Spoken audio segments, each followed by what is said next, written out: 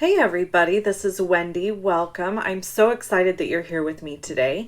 I am making this beautiful quarter fold card.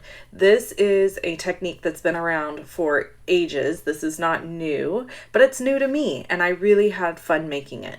So I'm using the Candy Cane Season stamp set, which is just such a cute, sweet stamp set, and you can actually get it in a bundle with this cute punch.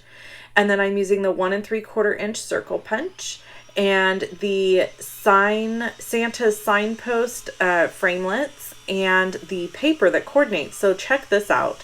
If you get this gorgeous Santa's Workshop paper and the framelits, you can just cut out the little guys right from the paper.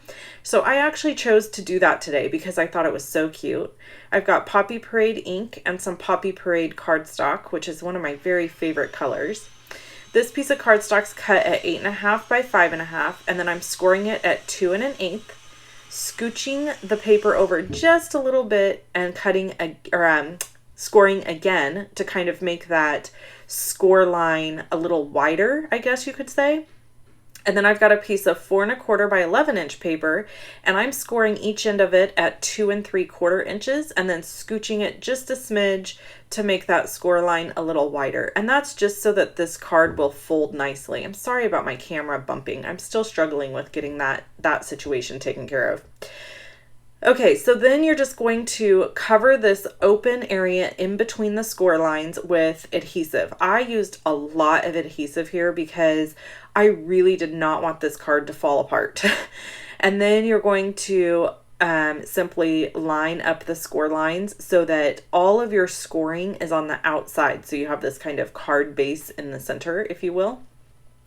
And that's it. That's how this card goes together. It's so incredibly simple. And then you're going to fold over the top of the other card. So flip this over, fold it back. And that's actually just so that the folds will be really nice and simple. And then I'm turning it back over again and burnishing the edges again with my bone folder. So just lots of folding to make sure that this card folds down nicely. And this is how it folds together. So you just kind of go the left side, the up, the right, and then tuck it in. So it's just like folding the top of a box. Really, really simple. By the way, there are, while I'm doing this, all of the instructions are over on my blog at loveandstampin.com. And you can also find links for the products I've used in the description below the video.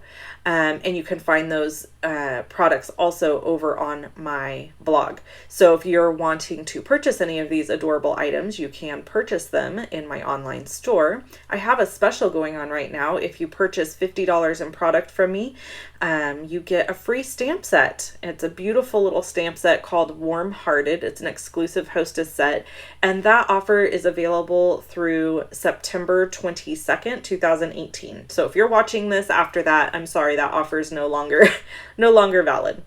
So now I'm stamping my little Be Jolly sentiment on a piece of white cardstock, and I'm going to punch that out with my 1 3/4 inch circle punch. And right here, I actually was going to edit this out, and then I thought I'm going to leave it in. Every once in a while, punches stick. It's just the mechanism that does that. It's not a big deal. If you push down on the inside of the punch, it'll just pop right out.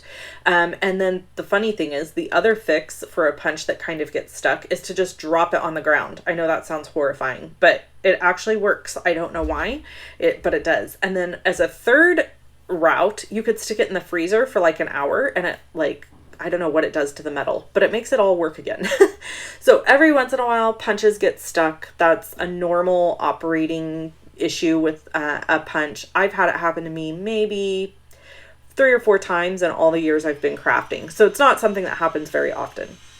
Okay, so I've got these little dimensionals here I'm putting on the back of my little pieces that I've cut out of that paper. Every single one of these pieces were cut out of that designer series paper with a framelit. Isn't that cute?